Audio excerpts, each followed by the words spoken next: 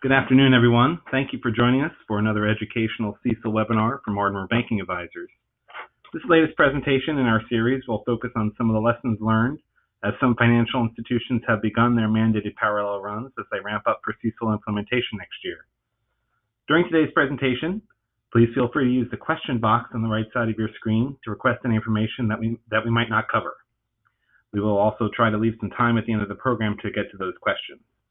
In addition, throughout the presentation, we will be referencing Ardmore's data assessment capabilities and the credit portfolio management suite that we have developed in partnership with Argus Information Systems. Additional information about those offerings can be found in the Handouts tab on the right side of your screen. Now it is my pleasure to turn the program over to our presenter, Peter Cherpack. Peter is an Executive Vice President and Partner at Ardmore Banking Advisors and has been a featured speaker for organizations including the Risk Management Association, the American Bankers Association, and the Conference of State Bank Supervisors. He has also been published in the American Banker, the RMA Journal, and other industry publications. Peter? Thanks, Matt, and thanks to all of you for attending. I can tell you I'm very excited about this presentation. Those of you who have been participating in the series that really we started back in 2016, this is the first presentation where we're going to talk about actual results from the calculations using community bank data and try to give you an idea of a sort of a more practical view of how CECL works. So I'm excited to get started. And just to introduce Ardmore again, for those of you who are joining for the first time, we are a full-service credit consulting firm. It means that we do things like help banks who are under agreements with the regulators, help banks who are trying to improve their credit risk practices. We also sell automation tools and do data assessments.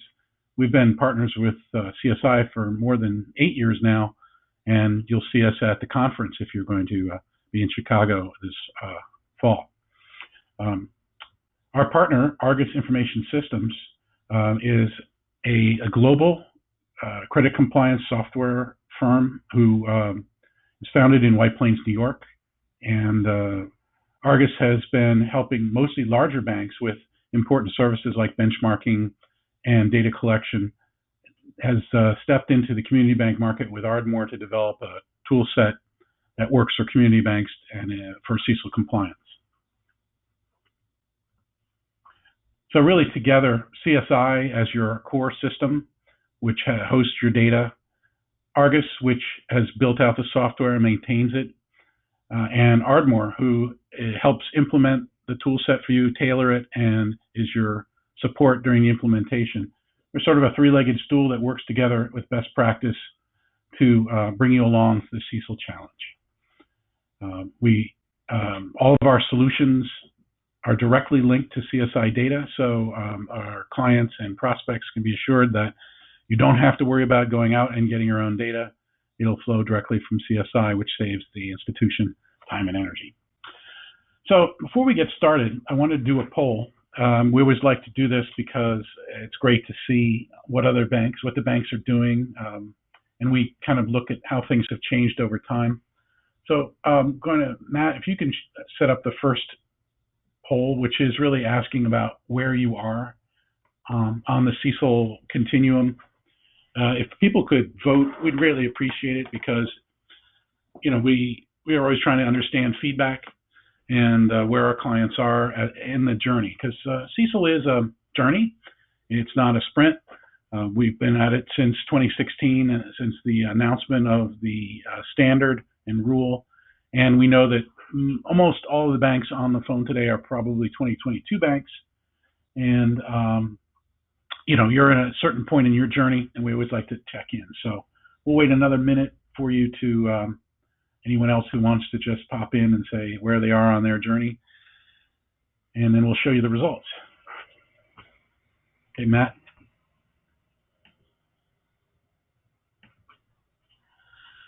All right, you can see the results here that, you know, the majority of the banks who are listening today are in the planning phase, and there are a few who are working on their data collection as well, and some are looking at, you know, some choices of solutions, but looks like we're mostly in planning mode. So great, thank you for participating. Okay, So let's move on and talk about really what we're learning from working with our 2020 banks. All right. So what Ardmore and Argus have been doing the last few months, really since the beginning of the year, is working with our 2020 community banks who are not who are public business entities and therefore have to be compliant in 2020. We've been trying to understand with them how CECL affects them. We've been testing calculations and models, and what we're really trying to do is find out what are the variables that banks can employ that can help them create a more stable and reasonable ACL, as it's called under CECL, or expected credit loss. We're looking at how using different methodologies, different pooling structures, and you'll see a couple of the things we're looking at, how they affect the actual calculation. And by actually running bank data through these models, we're starting to see some best practices. I will give a caveat to that, which is these are Ardmore and Argus's observations, not necessarily the observations endorsed by auditors or regulators. And I'll have to hit you with that one again later. But nonetheless, I wanted to share with you the information that we're gathering from the process.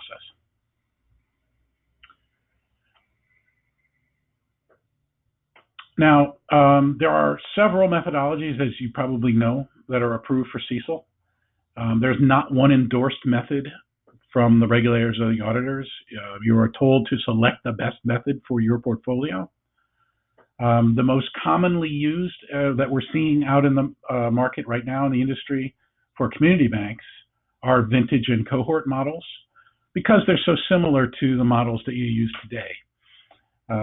Larger institutions are looking at more using probability of default, loss given default, and this kind of cash flow models.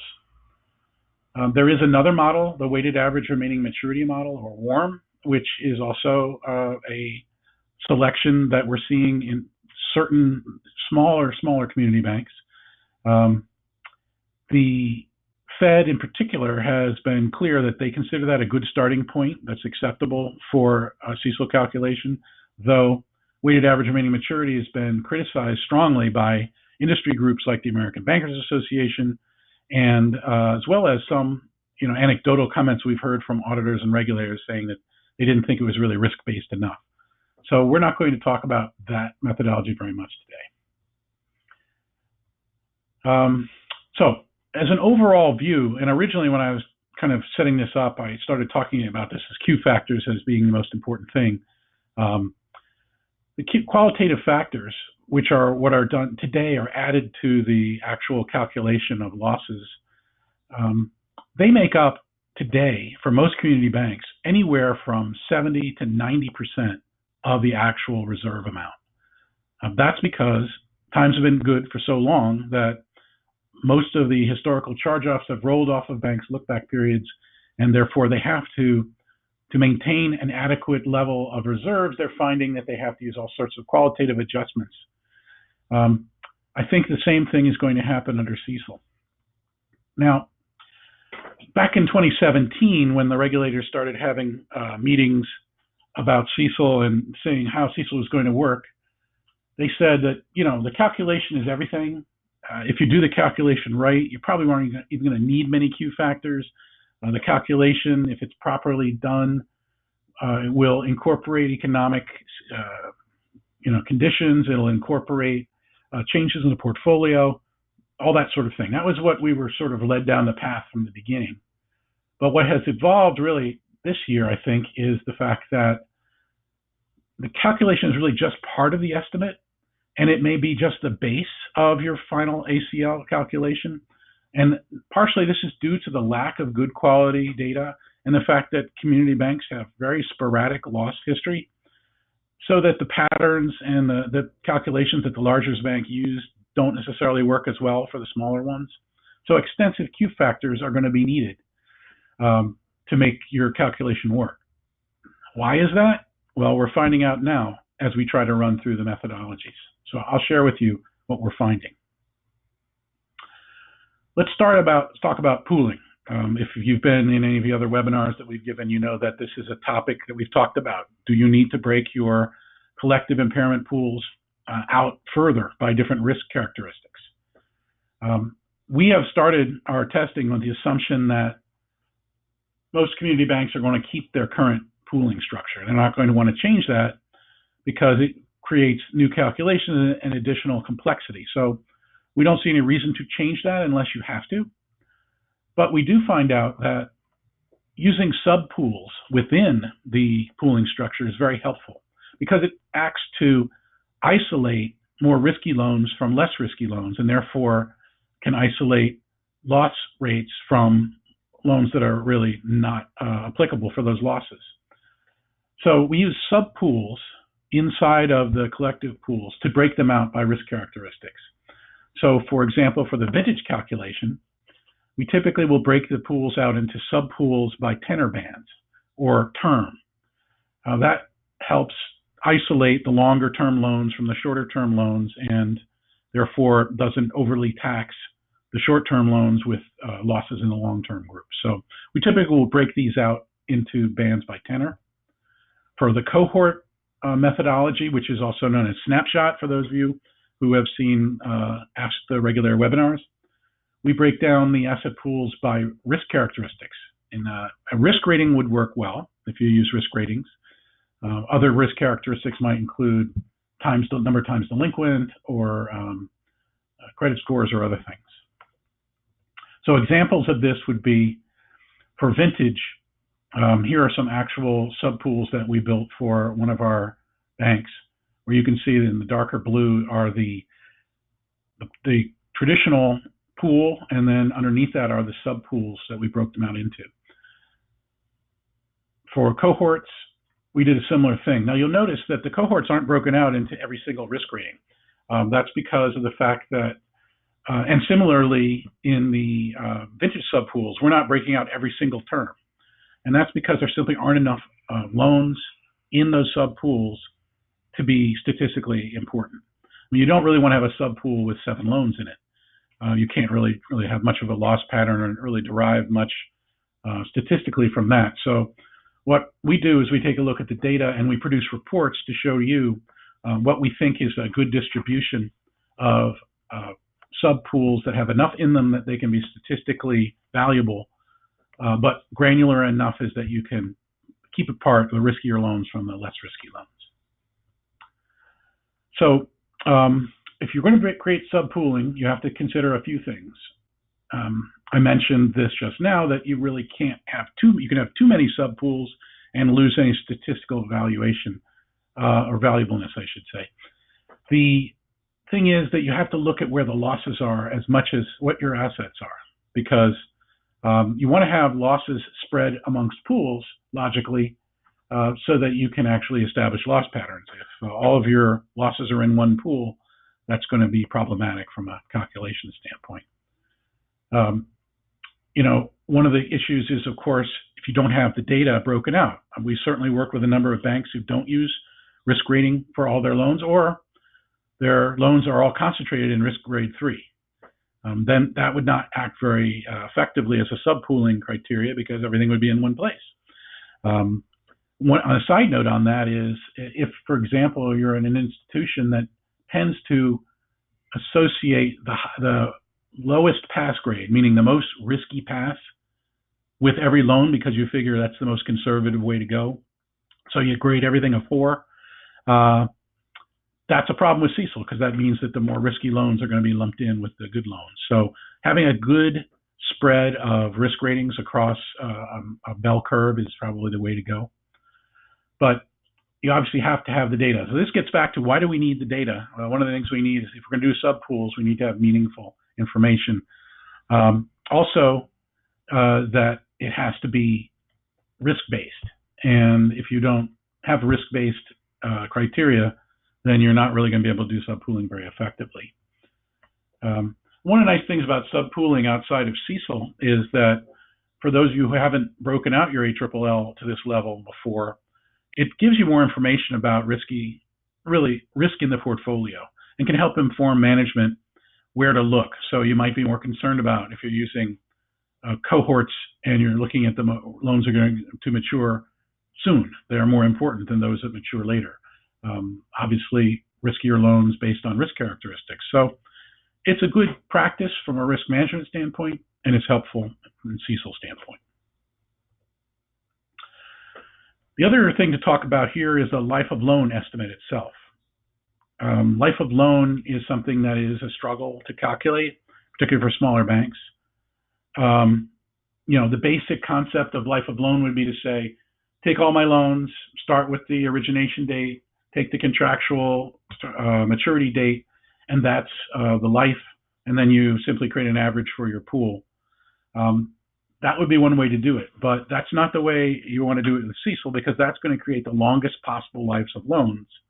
And the longer the life of loan, the more ACL you're going to need.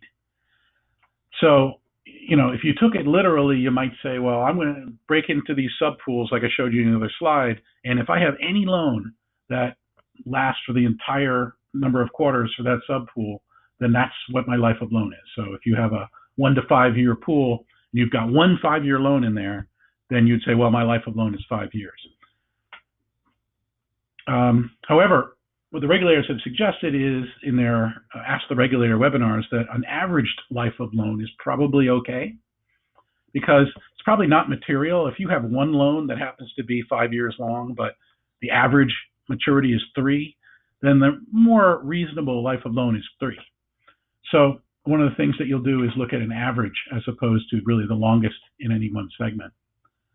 And really key to the whole thing is calculating the impact of prepayments, renewals, and charge-offs on the contractual life of loan to create an actual life of loan. This is very important because it reduces the life of loan period, which therefore is going to reduce the amount of reserves required. So let's talk about that in a little more detail. How do you adjust the life of loan? Well, one easy way to do it, or easier way to do it, would be to get closed account data. So if you have all of your closed account data, you can actually look at the actual close date compared to the contractual maturity date and create an adjustment factor. You would have to, in this case, what you're looking at is how many loans closed and what was the actual term of closed loans. And one of the things that we've learned from this is there's a significant difference. For you, if you don't have closed loans, you can use your ALM prepayment percentage factor as probably an acceptable proxy for your own actual adjustment. The problem with using the ALM prepayment percentage is it is an approximated industry-wide calculation. If you're getting it from Reuters or wherever you might be getting it for your ALM. So it's not going to be as precise as doing your own comparison of when loans actually close to maturity.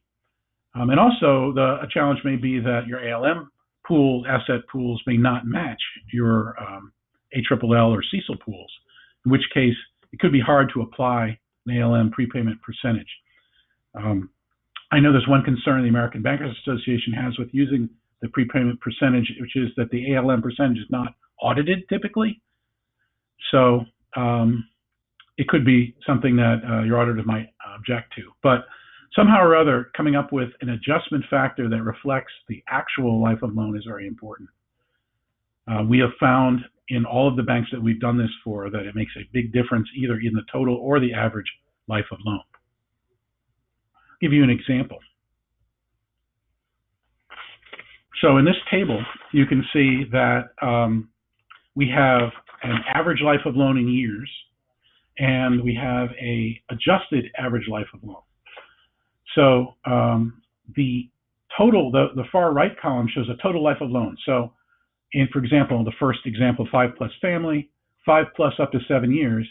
In this bank, there was one loan that made it to 7 years.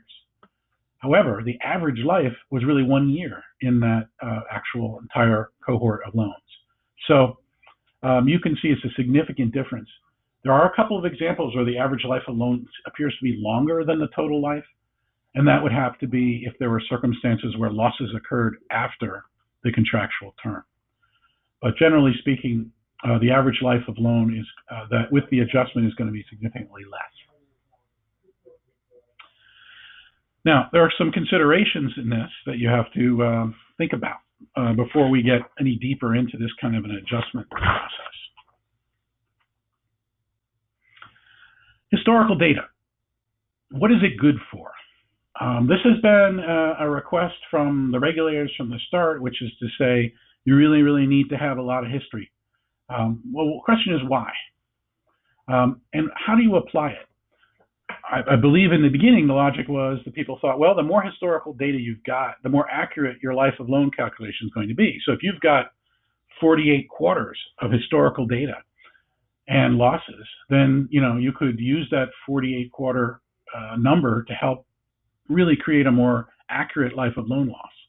However, there's no recipe in CECL that says how many years back you have to look. There are various numbers that are bandied around. There is an example in CECL that talks about through the cycle loss information, but there really is no particular rule one way or the other. So questions about historical data is, how do using historical loss patterns help you predict future loss patterns? Particularly when you think about the fact that CECL is supposed to be countercyclical and future looking. So if you are doing a countercyclical future looking calculation using historical loss patterns, how do they actually help you do that? And what if economic times are different than the loss history that you're using to do your calculation?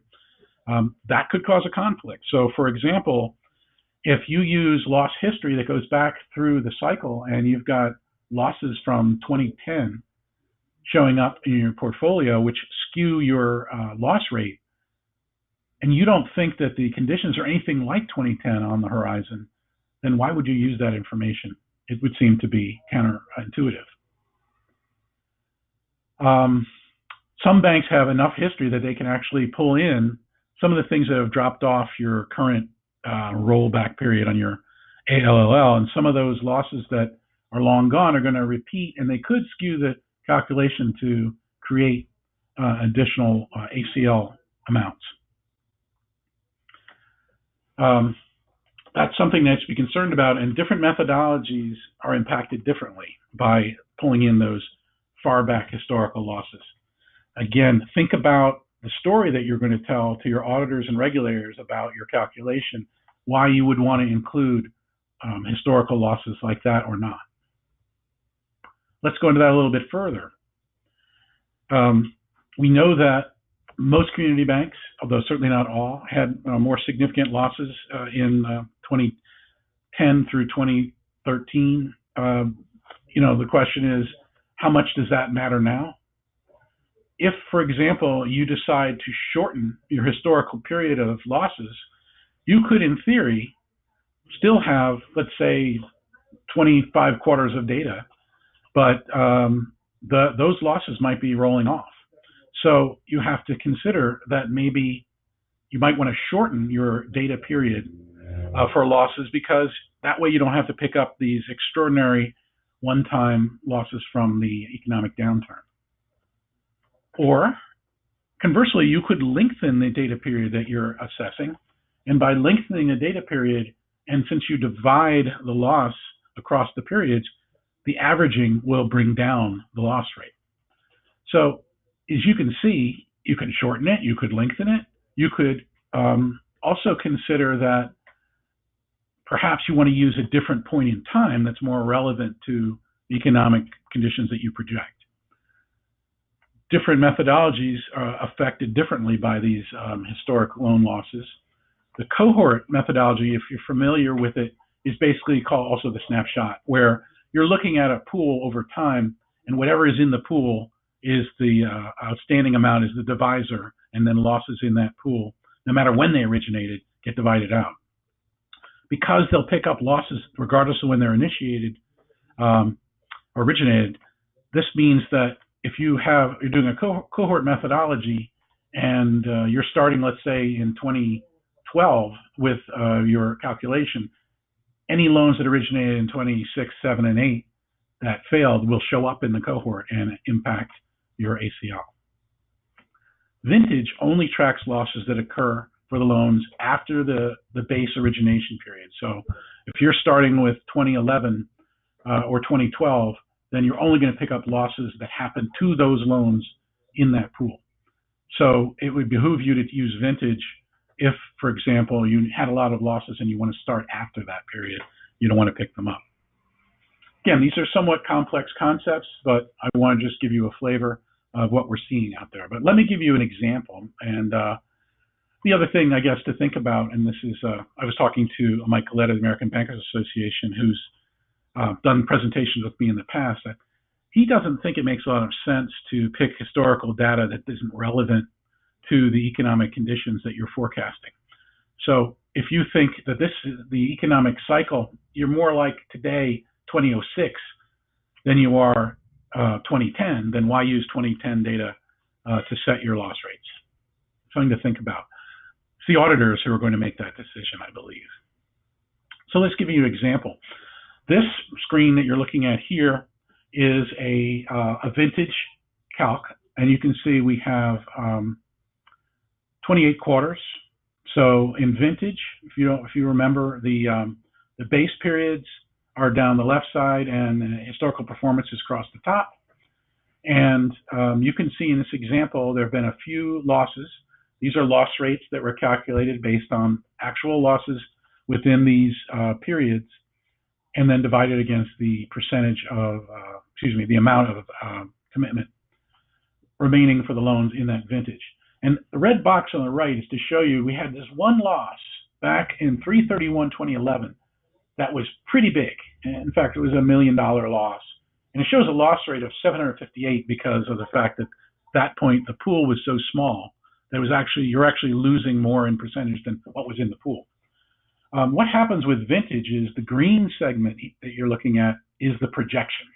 That is the CECL projection.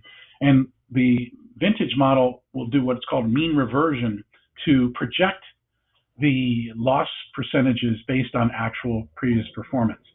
So you can see all the 10.15 squares going all the way down on the right side. That's going to cost you some significant amount of reserves because of that one-time large loss being using mean reversion to spread it across the average remaining periods. Now, if you extended the period that you're working on, and you can add, see in the green box on the left, you add another 8 quarters. Now that 758% loss is spread over a longer period because you're averaging across all of the yellow quarters, and now it drops it down to a 7% loss. My point of illustrating this is not to tell you this is the way you should be managing your loan loss, but it is to say managing how you represent losses can make a big difference. And what we don't know yet is what is acceptable to the auditors. The regulators have made it clear that this is supposed to be flexible and scalable, and you're supposed to do what you think is best for your portfolio. But we don't know exactly whether the auditors will allow you to manipulate things like this or not, but it makes a big difference in the calculation. I'm showing you the white alligator here because there are very rare losses in portfolios for a lot of our smaller banks, like a white alligator. You rarely see them. And when you do, they're nasty. So, depending on what model you use, it can have different impact to these sporadic losses. Because cohort tends to average all losses, it can have a different impact than vintage, which basically, when you hit one loss in a pool that's large, like you saw in the last example, it can have a big impact.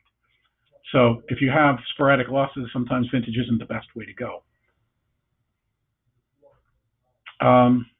Again, these old one-time charge-offs, will they be acceptable to be avoided either by manipulating the history that you're looking at, or would you Q factor them away based on what your changes are in the predicted economy? One of the things we've learned is that this problem does not show up in the larger banks because they have a lot more information, a lot more losses scattered about in different pools. So they don't see this impact of these gigantic individual sporadic losses. And this is one of the reasons why CECL doesn't work as well, in our view, for the smaller institution. It almost makes you wonder, are you being penalized for having losses way back in history and then bringing them back for your calculation? Do you want to Q factor your way out of those historical losses, explaining that they're not relevant? It really is, what will the auditors say? And that's something that for the smaller banks, we're just starting to be able to find out. Another important point to hit on is using recoveries. Now, most community banks retain their charge-off information in their core like CSI, but they also maintain them on spreadsheets. However, a lot of them do not retain their recoveries. And the recovery information might be on spreadsheets in finance or special assets. Some banks don't even record the recoveries as anything but a GL entry. So there's no transactional history for recoveries for those banks. This turns out to be a real detriment because CECL considers net charge-offs. And as you saw in that one example, one charge-off can have a huge impact. So if you've got recoveries that can mitigate that loss, that can make a big difference, particularly if you have very sporadic losses. So we highly recommend that you get transactional information so you can match up your recoveries with your losses. That can make a significant difference. I know that CSI has recently made some changes to generate recovery information. So if you're not putting recoveries into CSI because you didn't have any way to get them out, now you can. So that's a lot of detail. I'm going to recap the results, or basically the emerging best practices that we gave from what we just talked about, and then I'm going to talk about some of the solutions we have. So again, my caveat here is these are our observations. The folks from Argus, I have to really give them kudos for the extra effort they went through to go through all this data and determine the best ways to do things and help us do these best practice assessments. You know, it's not only software, it's the brain power that goes behind it.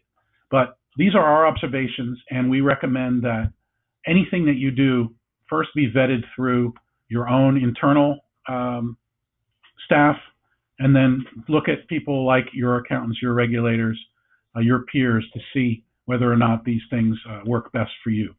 As we continue to do more testing, I'll be sharing more of these best practices with you. But again, these are our observations only. Number one, if you're using asset-based or call code-based collective impairment pools, use subpooling. This is going to make it easier for you to isolate losses, but make sure that you have enough loans in each subpool to make it reasonable. If you use smaller institutions, you may not be able to do more than pass and everything else. That may not even work for you. So you may be looking at things that were times delinquent or not. But using subpools is going to help. If possible, calculate an actual life of loan using the close date compared to the contractual life of loan. And if you don't have the close date information or enough of it to be meaningful, then consider using ALM prepayment rates as a proxy for your adjustment for actual life of loan. Consider using aggregate average actual life of loan to shorten that life of loan lifespan. So don't just say, well, because I've got a 7-year loan in that, I'm going to use 7 years as my life when the average is really 1 or 2.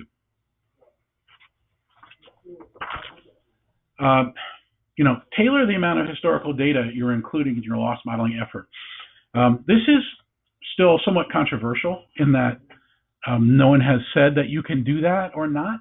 However, if you take FASB's initial comments when introducing the standard and the regulators' comments during their recent webinars, they would tell you that this standard is meant to be flexible and scalable, and that if you're doing this sort of thing today, then you should be able to do it under CECL. So you might want to limit your historical data periods to avoid one-time irrelevant immaterial losses. You might want to consider lengthening the amount of data you have so that if you do have sporadic losses, you can average them over a longer period. Or you might want to consider using a life of loan time span of history that is similar to what you think the market cycle is. Again, the American Bankers Association believes very strongly that you should peg where you are in the market cycle to your loss patterns. Because again, if you think that this is like 2006 and 2007, that's the sort of loss rate information that you should be working with, and that's justifiable. Again, tailoring your loss history may not be considered something that the auditors will support. So this is an area that we're going to learn more about as we go. Incorporating recoveries into your sub-pool loss information, creating net losses is extremely valuable and can really bring down your ACL. For vintage models, be careful about including early losses due to the mean reversion, which creates the average loss rates that you saw in the example. There is another methodology that is allowed, which is called mirroring, where they take losses that began in the beginning of the loan and mirror them at the end of the loan, representing the two tails on the bell curve. That would also be a problem if you had losses early on in the process.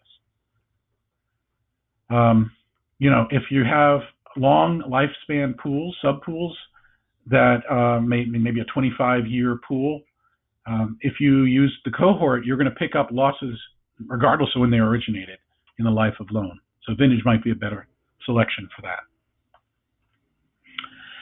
And, one of the best practices we're starting to see, and this comes back to my original discussion about Q factors, is that the loss estimate calculation is not the answer alone. The loss estimate calculation is a base for your CECL estimate, but you probably need to Q factor your way to more correct and justifiable results that you're more comfortable with, which means that the Q factor process is going to become more and more important.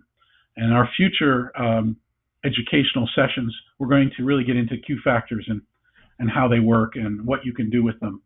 That will be the topic that I'll be addressing in early September at the CSI conference in Chicago. So where are you in this whole journey? There are now 3 groups of banks. There are PBEs, there are non-PBEs that are SEC filers, and there are non-PBEs. PBE is the public business entity. So the PBEs, and the ones on the bottom, are the ones that are going live in 2020. So their first, if you're a fiscal year end of December, your first reporting period would be March 2020. For non-PBE SEC filers, it's 2021, and for non-PBEs, it's 2022. So there are various activities on the journey that we've been talking about in our webinars over this period of time, and depending on what kind of bank you are, you're going to be doing different things at different times. So at this point, obviously, if you're a PBE, you should be in parallel. That's what the regulators are saying. That's what the auditors are saying. You should be testing out the calculations and the different methodologies and figuring out what works best. If you're a 2022 bank, then really you should be looking at your data. Do you have enough information? Do you have enough loss information? Do you have enough risk type information to actually create loss patterns and justification for different things like not only the calculations but the Q factors? Do you have a project plan in place? Our last webinar, if you haven't seen it, you can see it on our website, talks about the project plan. And are you looking at the different models and trying to figure out what you want to do, buy or build?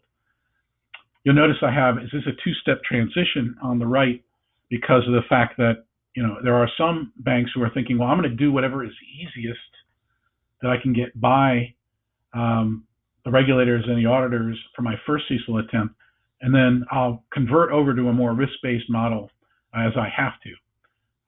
That's certainly an option.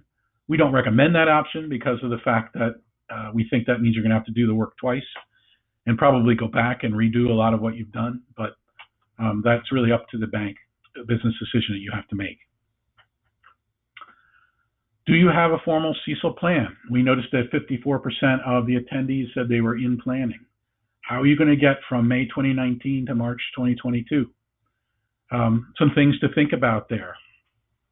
We always like to start with the 2 ends. Okay, we know we want to get to compliance on 2022, and we know where we are today. So, what are some milestones that you might want to build for your plan? The first would be obviously your CECL committee and your project resources. Then you would really start looking at data and looking at sub-pooling capabilities. What data do you have? Our solutions, both the bootcamp and the CPM suite, come with a series of reports that show you this kind of data so that you don't have to go through and get somebody to crunch all these numbers down, because we'll actually provide you with reports that show you things like, do you have the data? Is there segmentation? How does it break apart? Do you have, what can you use? Can you use risk rating? Should you use delinquency? What are the different things you could use? A lot of that is in the reporting and analysis. Then you have to make decisions about whether you're going to try to build your own solution or buy one or do some hybrid, and then try the different methodologies. Then those probably, when you get to 5 and 6, you're looking at doing this in 2020, and then getting to the end and doing the parallel in 2021. So some things that 2022 banks might be doing this year would be looking at these sort of issues, which we talked about today. Before I wrap up, I want to do another poll with you, because we always try to get an idea about what your concerns are, or all of our institutions' concerns are about CECL. So I'm going to ask Matt to bring up another poll, and I appreciate your participation in that. You can check off as many as appropriate, but what we're asking you here is, what are you concerned about? What do you think is the biggest concern that you've got about CECL? And again, we appreciate you participating, because it helps us understand what solutions you need. But also, I think this educational series that Ardmore has been doing for 2.5 years of CSI, we want this to be meaningful to you. So, for example, if you're concerned about certain items, we want to know what they are so that we can address those in our webinars and in their educational process. So we're going to close that in just another minute. I appreciate people. Again, check as many as you think are major concerns. And we're almost done here, so we're going to close it out in just a few seconds. Thanks again. Appreciate you participating. Okay, good, Matt. So we'll show you the results, and you can see that the biggest concern we have is really trying to come up with resources to do this CECL thing. Smaller institutions, you're running lean as possible. You don't have a lot of extra resources available to suddenly throw a whole project like CECL onto. That's why we partner with the institutions like you to do that with you and help guide you through the process. But it is a significant concern, and I know the regulators and the auditors are aware of it. Also, I can see that the cost is a significant concern. We understand that as well. So thank you for participating. So I'd like to close out with just sharing with you some of the solutions that we have, and then I'll take any questions that have come on the question box, or if you wish to ask anything. How can we help you get through this journey? Ardmore has a CECL readiness data assessment service that we can do. Because of the fact we're hooked in directly with CSI, with your authorization, they will send us a file. We've already identified all the data items we believe is needed for CECL. We will run our reports and our analysis, and then we will send it back to you and tell you what we think you need to do to prepare your data for CECL. So that's a standalone service that you can do. Our software solutions, the Argus solution set, always starts with CSI data, as I mentioned, that is securely transferred each month end directly to the Argus hosted bank data mart. That data mart becomes your historical record that you'll use for CECL calculations, and it's secure and auditable. Ardmore will do an assessment of that as part of the solutions that you buy. So if you don't buy it standalone and you want to buy the software solutions, Ardmore will do the same data assessment service. Then you have a choice. And what we've tried to do is tailor our solutions to institutions that are on various paths. It may make no sense to you to invest in a full software solution right now. Here in 2019, you may say, well, I don't know whether I'll need one. I don't know if the regulators are going to change something. But I know I need to get started with my data. I know I need to have a data mart, and I know I need to continually stay up to date on what's going on. For those institutions, we have the boot camp. The boot camp is something that Argus built out, and it's a great way to stay on top of what's going on with CECL because it contains an entire repository of CECL resources, white papers, presentations like this that are pre-recorded. You also, not only do you have your data being saved in the data mart, but we create these monthly credit quality reports to show you information that will be helpful when you do your subpooling, as well as any kind of data remediation efforts that you're doing. For those banks that want a full software solution, you could automate your current ALLL. You can do an analytical reporting. You can run parallel. You can buy the CPM suite, which includes all of these different options.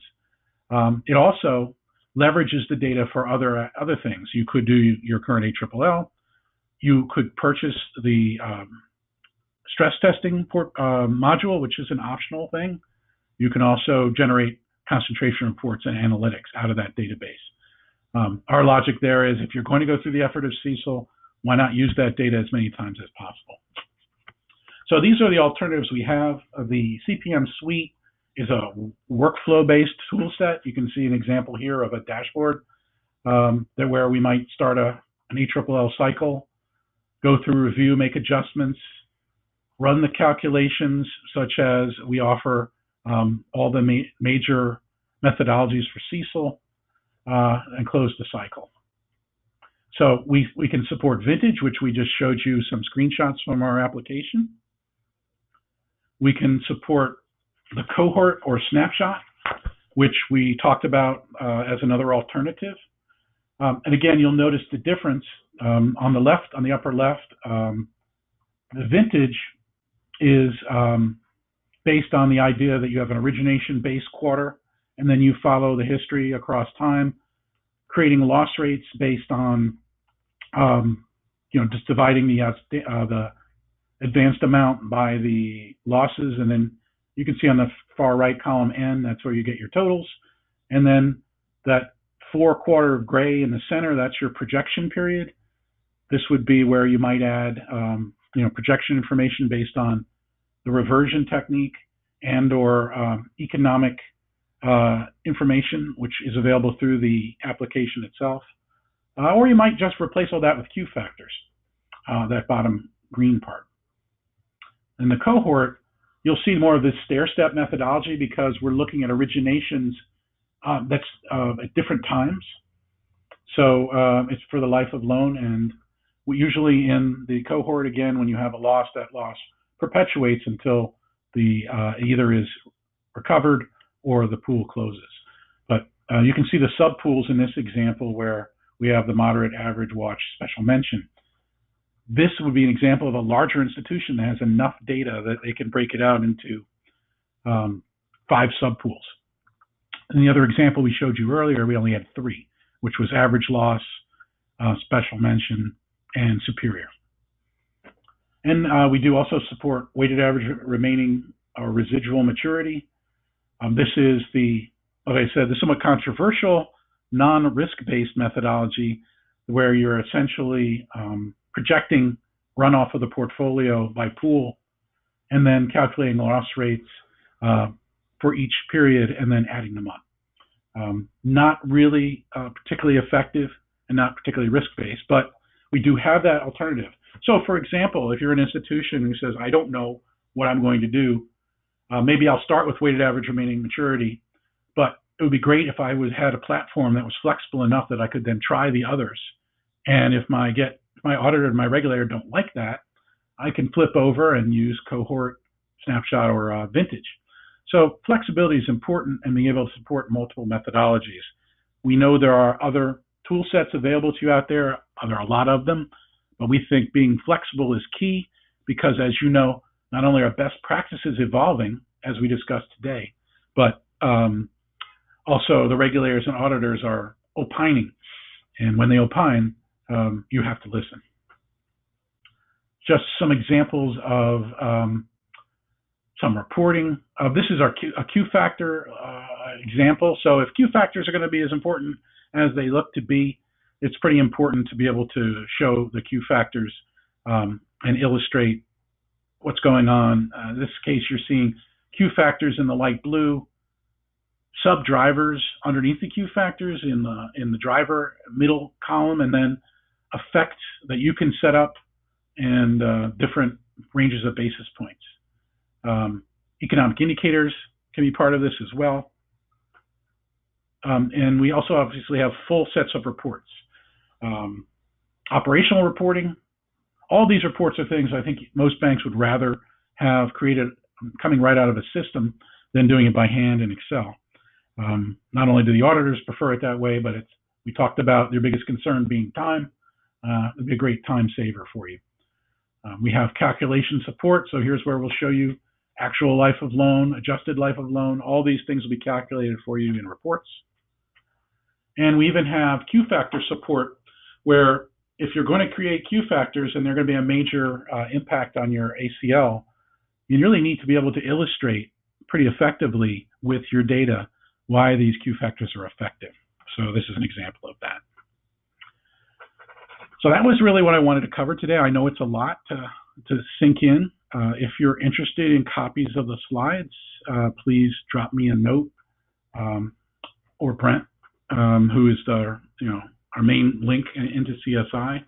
You can see our contact information there. Now, if you have any questions, Matt, let me see if anyone's put any questions in this yet.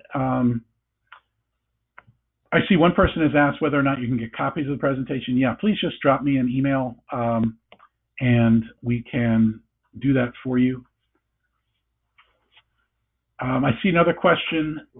It says, it's really asking about, do you believe that Congress is going to stop CECL? I don't believe so. I know that there's been some discussion of legislation coming out that would delay CECL until there's a better assessment of the impact. We just don't think this is a priority for Congress at this point. And also, if you think about it, for the 2020 banks, they've already invested the time, the money into this process because they're parallel today. So if suddenly they were told that it's being postponed for a year and they're so far down the path, it's being inappropriate. For you guys, the good news is you're 2022 compliant banks. So that means that you have the benefit of seeing how these best practices evolve, getting a sense of what the auditors and the regulators say before you have to finalize your process. So I don't see any other questions. I guess at this point, please feel free to drop me a note if you have any questions about CECL, or if you're interested in more information about any of the Argus solutions that we support and implement. If you'd like a demonstration for your CECL committee and just like to talk about CECL, let us know, because we're partners with CSI and we want to really service you as the CSI banking community. So thank you very much, and we look forward to our next presentation, which will probably be on the Q factors. Have a good day, and thanks a lot.